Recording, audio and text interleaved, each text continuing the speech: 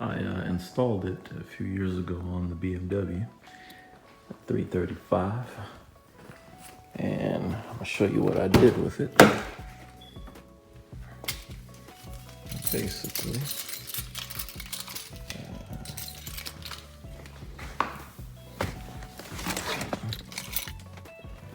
I installed this screen here. It's like the newer F80 style screen. This actually didn't come with a navigation.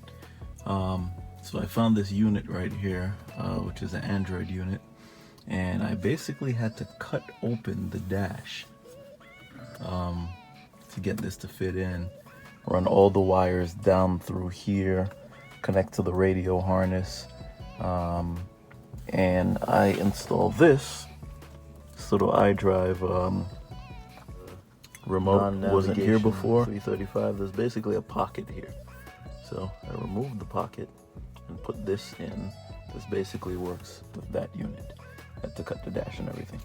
But what's cool is, when I installed the JB4, I had the USB cable come down into the glove box.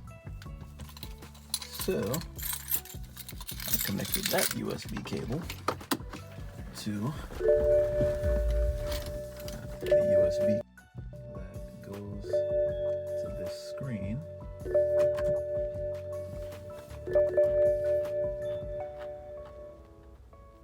Since this is an Android unit, it came with a USB cable input.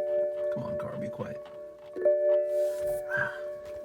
I gotta close the door. So, move back and forth. Very responsive. Alright, so if we go here to apps, and we go over to JB4. Alright.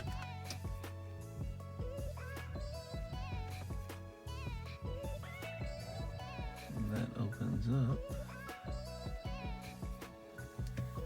the JB4 interface. So this lets me have gauges basically on my dash. So when I go to the track and when I'm driving around, I can actually monitor things in real time. For you Fast and the Furious lovers, this reminds me of, it's not Too Fast, Too Furious. It's not Tokyo Drift. It was the third Fast and the Furious that's not Tokyo Drift, when Brian was racing to get on Braga's team, and he had that blue skyline, and then it had the gauges on the dash. That's what kind of, gave me the idea. I was like, that's cool, I wish I could do that. So I figured out how to do it with the JB4 and this Android screen. So I just loaded the JB4 app. I had the USB cable from the JB4 come into the glove box, and connect to the USB that comes from here. Not only that, but let me see if you guys can see this. Okay, where's my light button? Okay, so right here, I added a little USB slot. Let me pop this open. 2 USBs. I retrofitted that on my own. I went on Amazon and got this USB 3.0 plug, and I attached it to, in here, to this USB 3.0 splitter, which one cable goes to my Apple CarPlay dongle, which goes to this port right here. So if you plug it into the first port, Apple CarPlay comes up on the screen, and the second port is just regular USB, which connects to this screen. So also, when I want to data log and save the data logs, I do the data logging on the JB4, and then I plug a USB in here and basically download it to here, where I can now bring it to my laptop and do some extra stuff with it. So yeah, this is pretty cool. So if I hit connect, I don't have the car on right now.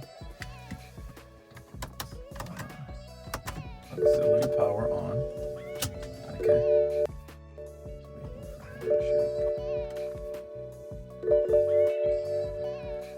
Kind of hard to see. But there you go. Car's not on, so let's ignore that. But yeah, there's the gauges. Intake air temperature, average ignition timing, water temperature, air fuel ratio, boost, and I installed water methanol injection on here, so we got the meth. So I know the meth is flowing and how much it's flowing. So yeah.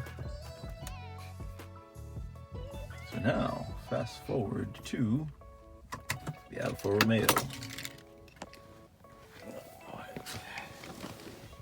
So, the Alfa Romeo does not have an Android screen. It has the factory screen. Eventually, I'm going to change this screen to an Android screen. I already started looking them up and started, sourcing a few. If anyone would like to sponsor an Android screen for this Alfa Romeo, I'll do a great install video for you, and I'll do a review also. So if you have a good product, a good Android product for this, and you'd like to sponsor one for me to do an install video and also a review, I can do that. Just let me know. Until I change this unit, I'm just going to have it run off my phone, which I'm going to put right here. But then once I change this to the Android unit, I'm going to do the same thing like I did on the 335. I'm going to connect the JB4 to the screen and have the gauges on it and everything. Cool stuff. So let's go for a drive.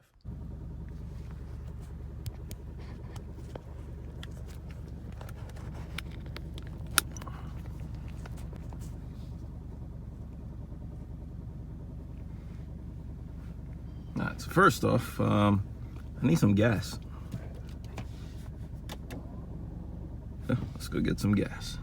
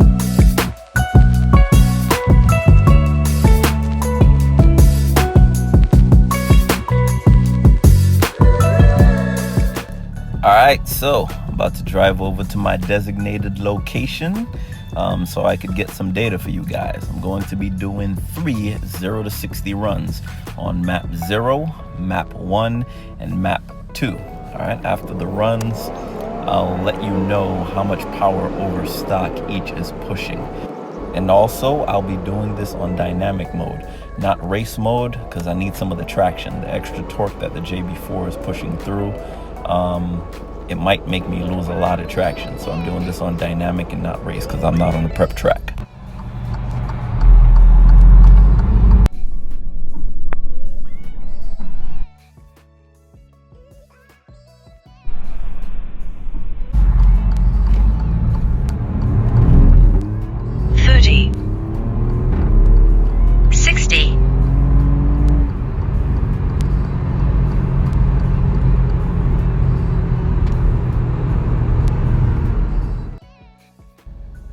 right, so that was map 0 with the JB4 completely off. So that was completely stock tune. Now let's move over to map 1, which is 3 psi over stock. All right, now let's drive back to my designated location so we can do that run.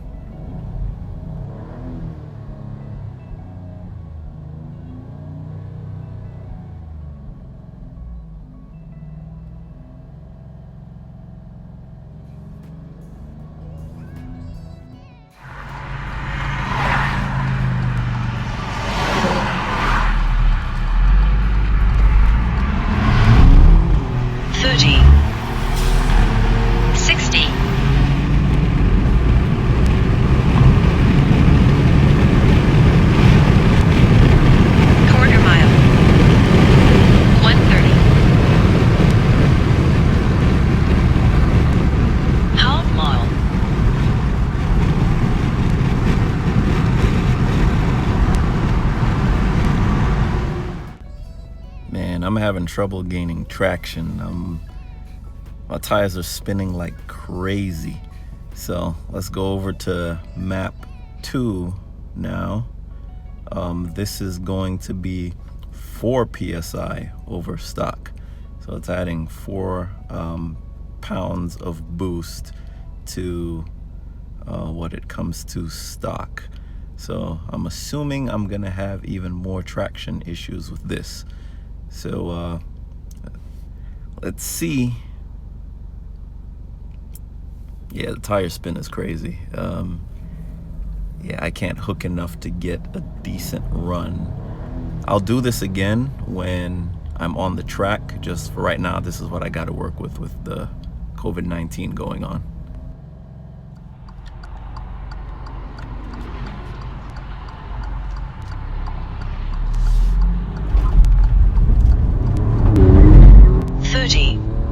Wheel spin. 60.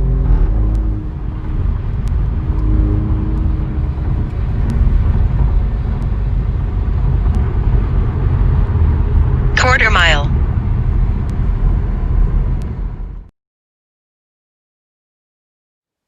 All right, guys, so we're gonna have to run that back again. 0 to 60 times was terrible. I couldn't get any traction. And as I climbed up in the maps, map 0, map 1, map 2, it just spun even more. Usually I don't have this problem on like a prep track because it's prepped. But right now, I don't know if I need to get new tires for this guy. Right now I have the Michelin Pilot Sport 4S's. I don't know if I maybe need to go to the Nittos or something to get more street traction. But on the track, I have no problem. But because of this coronavirus pandemic, can't go to the track yet. So I'm going to figure something out. I'll find a more prepped surface to run this back again, or I'll try to get another set of tires that'll get me some better traction. All right, so stay tuned.